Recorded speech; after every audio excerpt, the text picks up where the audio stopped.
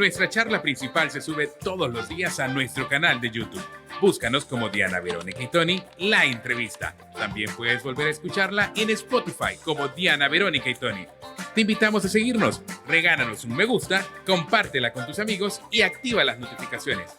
Este día en el Corre-Corre de la Mañana le damos la bienvenida a... Bueno, yo le doy la bienvenida otra vez en la conducción a Lili Flamenco, periodista en ausencia de Diana Verónica Ramos por compromisos, ¿verdad?, de trabajo. Lili, bienvenida. Muchísimas nuevamente. gracias. Gracias por estar aquí con nosotros. Y ya aterrizó. Ya Viene tenemos llegando, venía corriendo. a nuestro invitado. El licenciado David Rodríguez, secretario general de Bases Magisteriales. Hola, David, ¿cómo está? Bienvenido. Muy buenos días, es un placer saludarles de parte de nuestra organización de Bases Magisteriales Salvadoreñas. La verdad que es un caos el tráfico. El tráfico, ¿verdad? La carretera de Los Chorros está perfecto ahorita. ¿Y de dónde viene, David? De Colón. De Colón. Pues sí. Hoy primero fui a mi escuela porque así es la orden que hay que ir a la escuela. ¿A dónde? ¿Cuál escuela es? Yo trabajo cerca del cementerio de Lourdes. Ahí Ok, estoy. ajá. ¿Y cuál es la escuela? Se llama Profesor José Luis Ernesto Sánchez, en honor a un compañero que hizo mucho trabajo por la educación de nuestro municipio, ¿verdad? Y en vida se le dio el honor de que llevase el nombre del centro educativo. Qué bueno. Y, Sí. y ahora, David, ya con toda esta reestructuración, ¿verdad? En cuanto al sistema educativo, con Sí. estos cambios que se están dando. Los seres humanos debemos adaptarnos a los cambios, ¿verdad? Y el magisterio casi siempre pasa en ensayo y error, así que nos adaptamos. Ayer estuvo con nosotros, le decía Lili, el presidente de la Asociación de Colegios Privados. Si bien es cierto, estas medidas que está adoptando la nueva ministra no competen al sistema privado, tienen que ver con el sistema educativo en general. ¿Cómo lo están viendo ustedes? El hecho de que estén en la entrada los directores, bueno, todas las nuevas disposiciones, ¿verdad? Uniforme, corte de pelo, salud. El tema de los méritos y deméritos. Sí, la verdad es que en principio saludar a Javier, me ha gustado la posición que él mantuvo, porque la educación no tiene colores ni Sí, tiene... no hay frontera. Así No es. hay, la educación debe ser pues en todo momento, por eso es que el país debe trabajar un plan, ¿verdad?, nacional de educación, que independientemente de quién gobierne, sea ese plan, porque ustedes y yo somos de la vieja escuela, donde se hacía lo que hoy ha sorprendido a medio mundo. Por eso nosotros hemos sido muy respetuosos e incluso hemos visto algunas posiciones más políticas que reales, y los que trabajamos en la escuela somos nosotros. Hemos enfrentado en el tiempo de crisis diversas situaciones. Bases Magisteriales le había pedido en cualquier espacio público que teníamos que se le devolviese la autoridad al magisterio para que realmente se pueda realizar un proceso educativo, ¿verdad?, con todas las herramientas posibles. Y yo creo que eso no atenta contra la dignidad de los estudiantes. Eso es muy importante, la dignidad de los estudiantes. ¿Cree entonces usted que era necesario este cambio, estas reformas o nuevas medidas? ¿Y qué estaba pasando entonces hasta hace algún tiempo? ¿No tenían autoridad los maestros, directores, etcétera? ¿Qué es lo que estaba ocurriendo? La situación de violencia que vivió el país llevó al magisterio en alguna medida a sobrevivir en los espacios donde laboraba, ¿verdad? Bueno, yo se los digo con propiedad, trabajé en una comunidad de Colón muy marcada, perdí estudiantes, no podíamos llamarle la atención a nadie, era un caos, ¿verdad? Yo iba de un colegio privado y me sentía decepcionado, frustrado en algún momento, porque la parte de disciplina, le guste o no a la gente, lo que hemos llegado a hacer algunos de nosotros es fruto de la forma en cómo nos corrigió la casa, pero es que eso también es el llamado que estamos haciendo. La primera autoridad de todo ser humano es su casa, ¿verdad?, es su familia.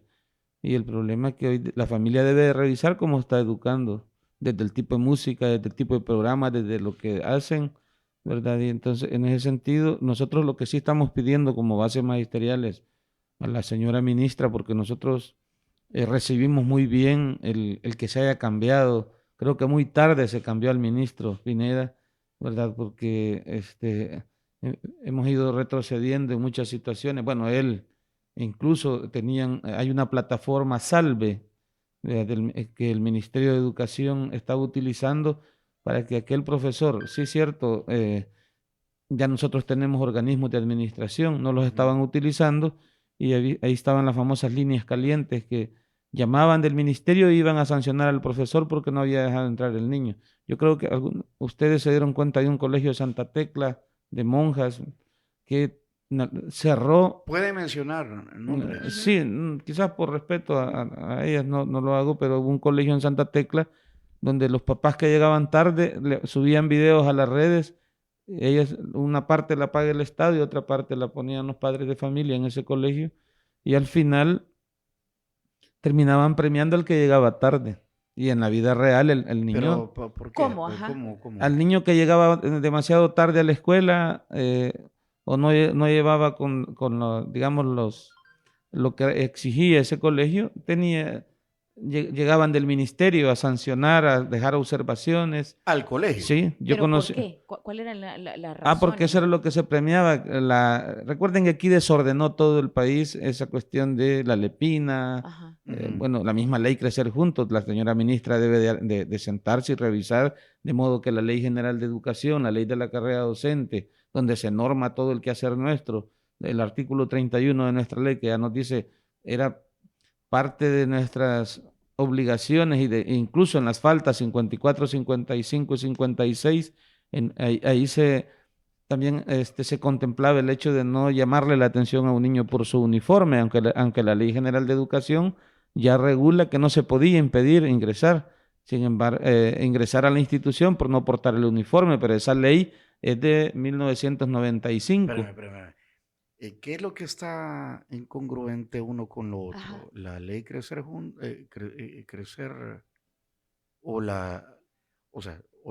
Es que todo el sistema legal de nuestro país no no estaba respondiendo Ajá. a que la escuela se ordenara, Ajá. ¿verdad? Y en alguna A lo que medida está escrito. el profesor que venía de la vieja escuela y quería ordenar era sancionado. En el Damián Villacorta de Santa Tecla, un compañero hace algunos años, bueno, él ya falleció, por cierto, le sancionó a un estudiante por llegar con el pelo largo y al final el sancionado fue él con 90 días sin goce de salario. ¿Cómo llegamos a eso? Es que hay oficinas, se llamaban OIR en las departamentales. Yo creo que la señora ministra debe revisar porque las mismas personas siguen en esos puestos, ¿verdad? Ellos se encargaban de ir a las escuelas. En algún momento también han habido denuncias contra maestros por Sí, el trato que se da con ciertos alumnos. pero porque una cosa es la educación y otra cosa también es agresión. Sí, pero para eso están las juntas de la Ajá, carrera docente.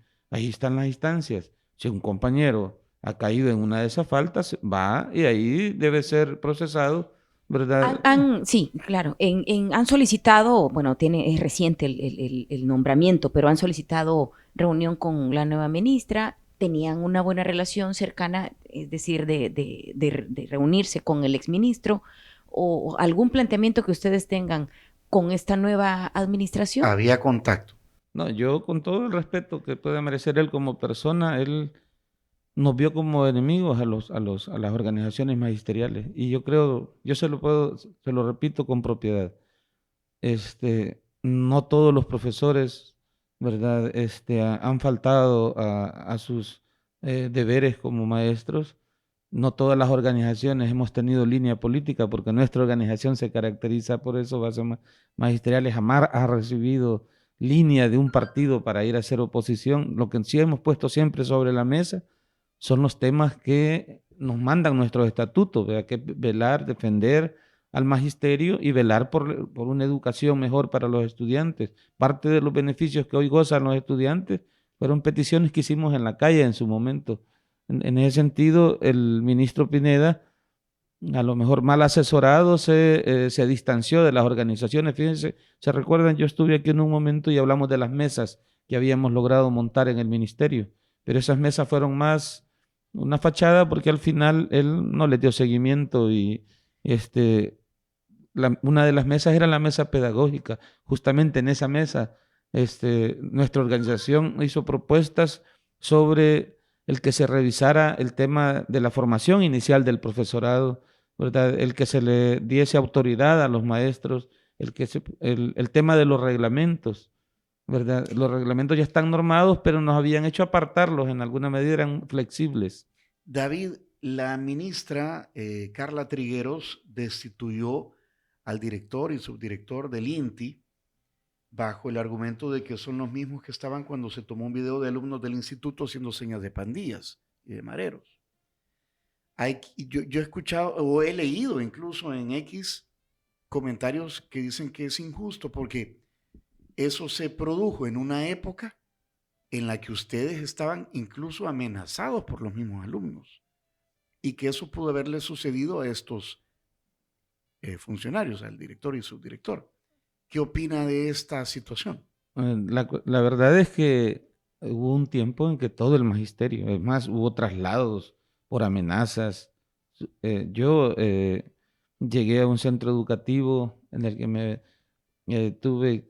me pusieron armas en el escritorio me pedían certificados. Gracias a Dios esa persona fue detenida en su momento y yo me arrepentí mil veces ¿Certificado de qué? que manipulaban con el hecho de que sin haber estudiado presionaban a que se les Para diesen pasar materias. Sí, fueron esa época 2006, 2007 fue muy dura para el magisterio. Bueno, la escuela a la que yo llegué a sustituir a una maestra que le mataron primero al esposo y después la asesinaron a ella. Entonces era una cuestión muy difícil para el magisterio. Solo quien vivió en esa etapa puede entender eso. Ahora, si el compañero director en ese momento cometió un delito, ¿por qué no hicieron nada las autoridades en ese tiempo? ¿Verdad? Porque ahí debieron haber actuado si tenían esa prueba, ¿verdad? De que las acciones que se dieron de cerrarle la institución en esa ocasión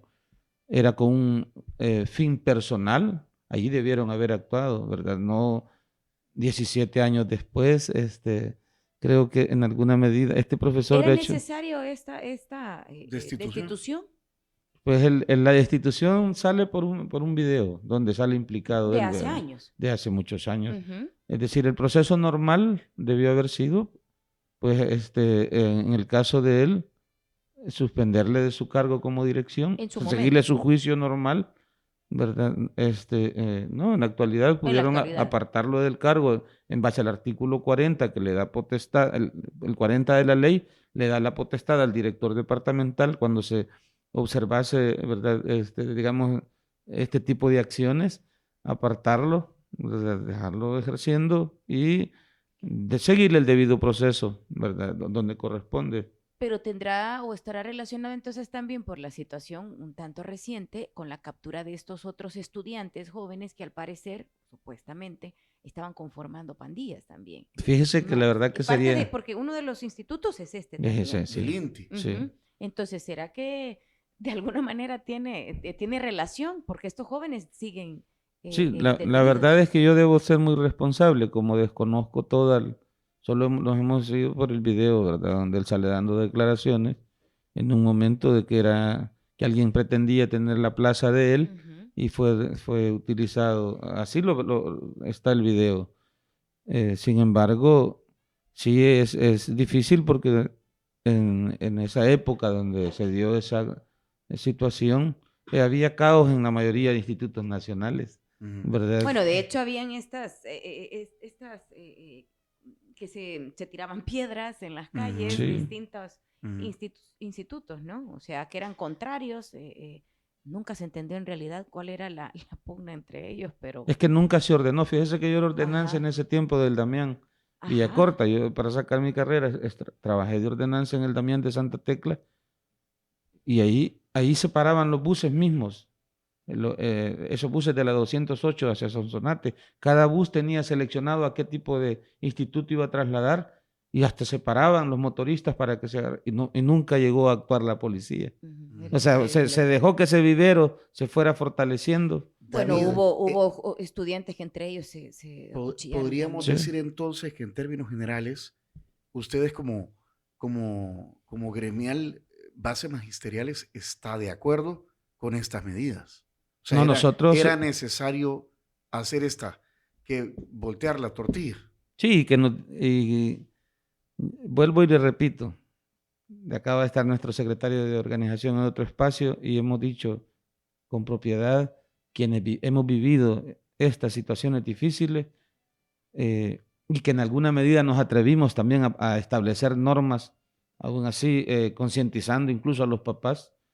O Nosotros sea, acompañamos las ustedes medidas. quisieron hacerlo desde ustedes. Sí. Hacía No, es falta que tenía, hacía no, falta que viniera desde el ministerio. es que ya nosotros tenemos reglamentos. Lo que pasa que al final te decían que tenías que irle a consensar con las comunidades para que se implementaran. Entonces nadie se iba a castigar solo. Las mismas departamentales nos castigaban. La señora ministra había dado un paso de acompañamiento a nuestra labor con esas medidas y a mí no me sorprenden porque me crié, estudié bajo esas normas. Sorprenden porque desde hace, y yo lo voy a decir con mucha propiedad, desde el gobierno del FMLN se permitió que se sacara la camisa, ¿verdad? O sea que antes sí había un orden, aún. Sí, En se los gobiernos mantenía. Lo que anteriores pasa es que de antes Arena. la misma Ley General de Educación establece la prohibición de que no podía impedirle el ingreso a la escuela a un niño porque el uniforme no todos lo tenían. Con la llegada del FMLN al poder y que se da digamos, se toma en cuenta la posición de las organizaciones gremiales del uniforme, se le dio uniforme hasta las escuelas parroquiales que tienen otras posibilidades, ¿verdad? Entonces ahí debió haberse normado la exigencia del uso del uniforme. No se hizo. Yo quisiera saber cómo lo han tomado los estudiantes, o sea, sienten Muy bien, muy bien. Sí, sí, temor, sí. algunos otros están como, bueno, yo siempre me porté bien, traía mi uniforme ordenadito, limpito, saludo. Esa sensación, como que se está, o el ambiente, no solo de su escuela, que bueno, ya venían con estas medidas, ¿verdad?, de disciplina, pero ¿qué ha pasado en los demás centros educativos? Sienten temor porque, vaya, también uno de los comentarios ha sido ver a una ministra con un uniforme militar. Sí, la verdad es que pues el deber ser de la escuela o en otro momento pudiese decir el perfil de la señora ministra no era el idóneo para él, pero en alguna medida también nosotros como base magisterial lo hemos dicho, también tuvimos un profesor que llegó a ser presidente y que lo único que nos dejó fue el tema de los uniformes, zapatos y paquetes, pero no se trabajó otra parte en los estudiantes. Pero ¿cuál ha sido la reacción ahora mismo de los estudiantes? De hecho, los estudiantes dependerá de cómo estaba la institución. Por ejemplo, los niños de parvularia no han sentido mayor cambio. Los niños de los primeros ciclos sí se han dado algunos papás que han renegado. Bueno, me decía un compañero de la Granadilla de Santa Tecla, el profesor Pinto, que tuvo problemas con un empleado de la alcaldía de Santa Tecla que se resistió a que su hijo se cortara el cabello, y siendo un servidor público, y los servidores públicos tenemos, y el código de ética nos norma cómo debemos de vestir y todo, y de actuar. Entonces, el problema, yo quiero dejarlo claro en este espacio, ¿verdad? Que quien debe reeducarse es la familia, para que no sienta que otro le va a poner normas a sus hijos.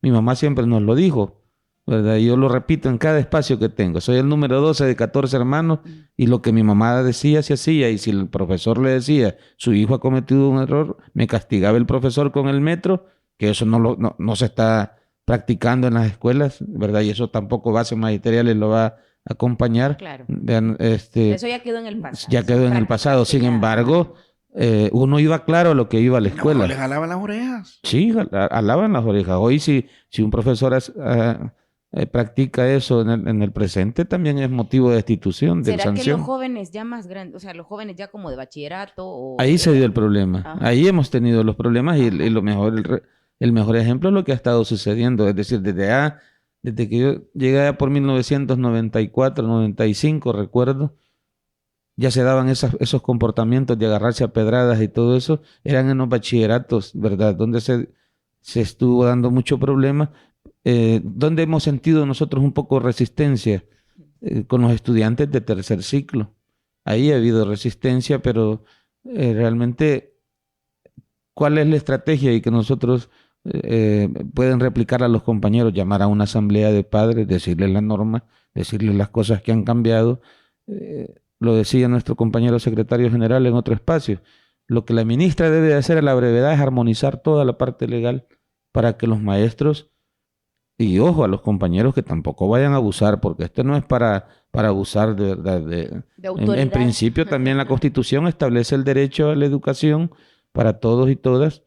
Les decía fuera de aire el tema de que los directores, la función gestora, porque hoy pasamos más en lo administrativo que viendo estos temas disciplinarios. Yo aprovecho para decirle a la ministra, quítele todas esas funciones administrativas a los directores para que se encarguen de ver toda esta parte formativa.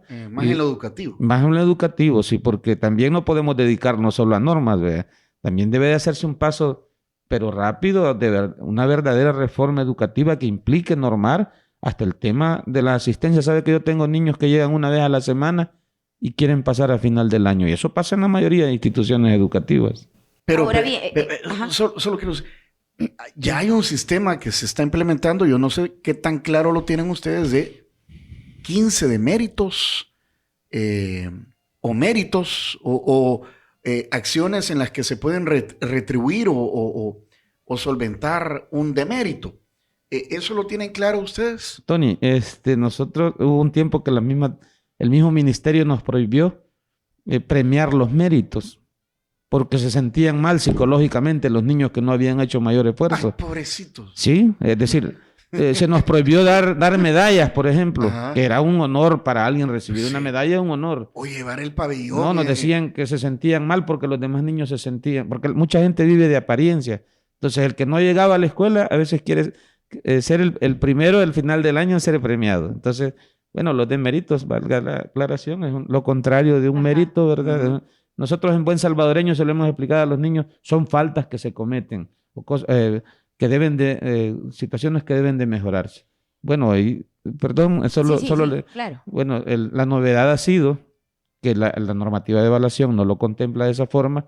El memorándum, por eso les digo, debe de armonizarse toda la ley, toda la legislación escolar, porque el memorándum no deja a un lado la normativa de evaluación al servicio de los aprendizajes y dice que cuando haya acumulado 15 faltas o deméritos, el niño podrá reprobará aplazar el año.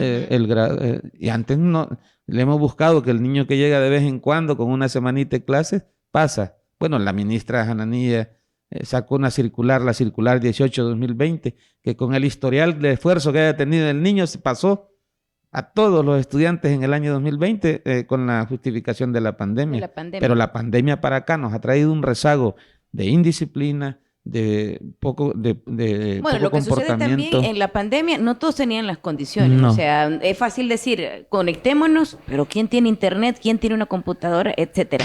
Y ahora bien, todas estas medidas, ¿verdad? Pero también no podemos dejar a un lado las condiciones en las que estudian estos niños, y me refiero a las escuelas, sobre todo en el interior del país, en las Deben zonas de ser rurales. una apuesta distinta para ellos. Hay un avance, hay muchas o no, hay escuelas que no están siendo reconstruidas, el tema del agua, adecuadas, los no hay ni baños. siquiera baños para los niños, pupitres, techos, algo. Son realidades. Yo trabajé en una escuela de Tepecoyo en que una vez llegó una gestora y nos levantó acta porque no se había trapeado, solo estaba barrido. Pero eran 45 minutos que había que caminar a traer un cantarito con agua y la prioridad era dar clases, no estar yendo a traer agua al río. Entonces esas son realidades que también deben de valorarse, que no hay necesidad que haga recorrido la ministra, ya tiene que tener un equipo, porque todavía la ministra debe de acompañarse de un equipo realmente que le alimente de cómo están las realidades de cada escuela, ¿verdad? No necesita ella ir a escuela por escuela, porque Y es para un eso... problema sí. por años. ¿Cuál es la promesa presidencial de cuántas escuelas por día? ¿Cuánto eran? ¿2? Eran ahorita. Son dos, Son dos, el tema del proyecto, 2 escuelas por día. Son dos Y por eso día. se está cumpliendo. La verdad es, yo lo he dicho siempre y con todo respeto a las autoridades, solo es un tema, ¿verdad? Porque en la práctica, bueno, ahorita entiendo que en reparación 166 escuelas que teníamos hasta hace poco. ¿Y pero cuántas deberían ir? son más de 5,000 centros escolares, ¿verdad? Sí. Del país. Sin embargo, es una buena apuesta. Nosotros también tenemos que decir, muy bonitas están quedando esas escuelas, pero también como tanto la oposición como con otras intenciones también se ha un poco desinformado a la gente. Ni Roma se construyó en 2 días, ¿verdad? La escuela pública tiene décadas de estar abandonada y se han hecho parches. Yo soy testigo de la escuela de un compañero donde falleció el maestro, que les comenté en una otra oportunidad que estuve acá. La están reconstruyendo de cero. Entonces esa escuela va a quedar súper bonita, pero eso no se construye en 2 días. O sea, a lo mejor se inaugure cuando ya se hayan construido un par de escuelas, 2 escuelas por día, pero no La verdad construirlas. que la educación, que es un derecho también, pues para muchos es un sacrificio, porque hay muchos maestros y muchos niños que caminan horas para llegar a un centro escolar. 9,5 kilómetros caminaba yo para llegar al Imagínese, centro educativo. al menos usted diga, pues, estaba con mucha salud porque caminaba. Ah, sí. Era David, talla 30. David, para ir terminando y terminar de contestar la pregunta que le hizo Lili antes de la pausa, digamos que los estudiantes están, o sea, deberían estar. Vaya, uno ve el video que publicó el presidente y yo no sé si esos estudiantes se sienten como. Esos estudiantes ahora, a lo mejor algunos con suerte son padres de familia. Otros, pues lamentablemente han de estar en el SECOT, ¿verdad? SECOT, Sí, o muertos. ¿verdad? Pero los estudiantes, va a costar un poco las generaciones que vamos a ir formando, ya no les va a costar adaptarse. Sin embargo, nosotros, si se les sabe orientar al estudiante, hay que tener carácter en el cargo que se está de director, subdirector, el mismo profesor, hay que darle esa autoridad, porque el problema es que antes los compañeros querían aplicar, digamos, una medida correctiva, pero el director ya le decía, no, así déjalo, ya va a cambiar. Lo llamaba, salía riéndose de la dirección el estudiante. Ahora deben entender, y así debe de ser, respetar las figuras de autoridad, pero empieza por la casa. Pero para eso también las familias deben de mejorar ese tejido que se ha tenido, familias rotas.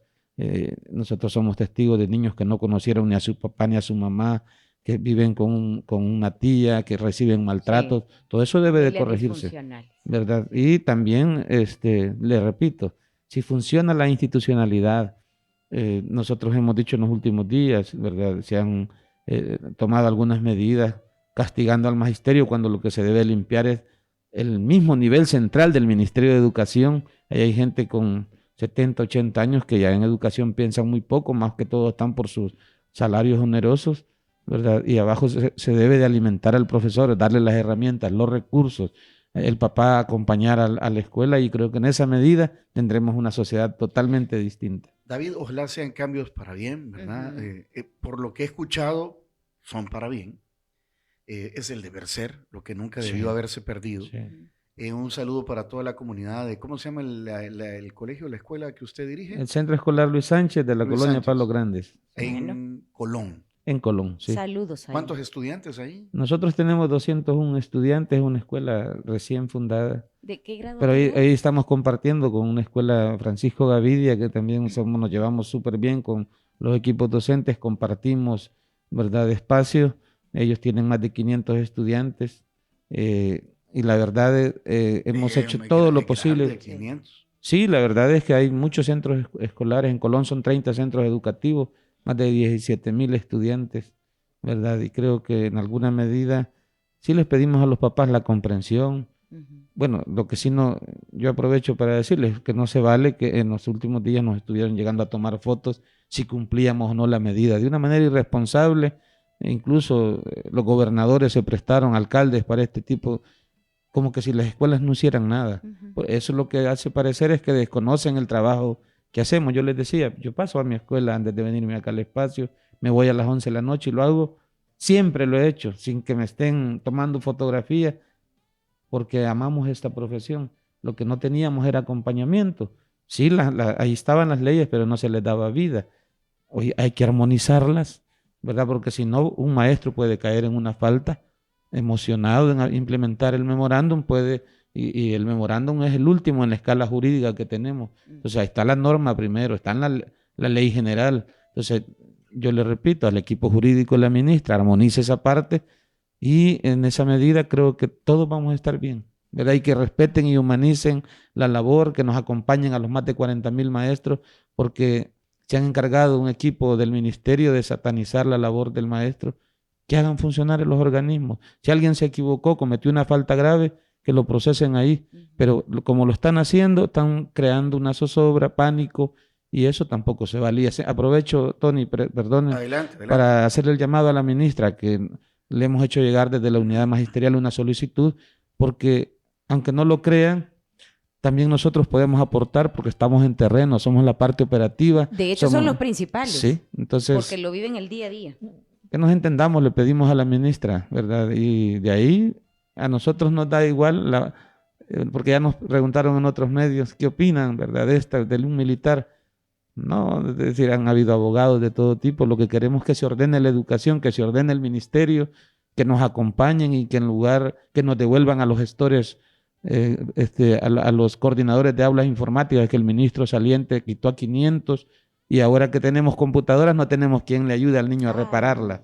Entonces la ministra debe de inmediato volver a poner esos equipos en cada municipio para que los niños no recorran 9, 10 kilómetros de sus lugares donde no hay energía, a que le reparen su computadora, todo eso. Creo que si eso se armoniza, la educación va a volver al camino correcto. Rápidamente, antes de irnos, Germán Hernández dice: más que los estudiantes, la opinión de los padres, ya que la mayoría no aceptan que los docentes corrijan a sus hijos. Ejemplo, el papá del niño que hace bullying jamás acepta a su hijo es un acosador. Y eso en institutos privados y públicos. El bullying, sí, otro tema. Pero bueno, hoy el niño que haga bullying va dentro de los candidatos a los deméritos. Vamos a leer rapidito, Tony, pero pues sí, ¿verdad? Para eso están estas entrevistas, para que la gente opine también. Soy graduado de la promoción 1991 del IT, dice. Desde entonces estaba ese señor Melara. En aquel entonces las peleas callejeras estaban en su apogeo y como director nunca hizo nada y era muy evidente el mal trabajo de ese señor. Por cariño al instituto y como graduado, qué bueno que este señor ya se vaya a descansar, dice, a su casa, ya que ni para... Bueno, ya habla ahí de dar clases, sí. Bueno, ok. Ahí está ya. Así somos, lo dice, es la opinión de la población.